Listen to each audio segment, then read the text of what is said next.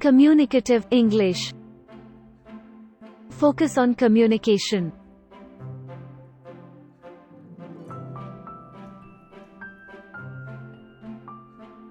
The following two expressions do not mean die same.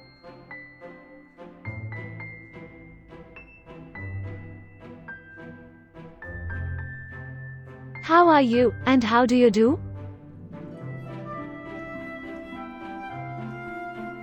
While speaking to a familiar person, we ask, "How are you?" and the response will be, "I am fine."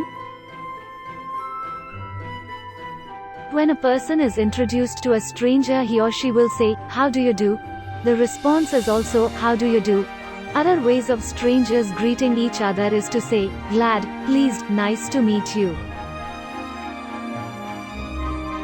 When someone is in distress, we say, "How sad." When someone is sick, we say, "Wish you, him speedy recovery." Between Iriends, saying, "How are you?" itself becomes a form of greeting.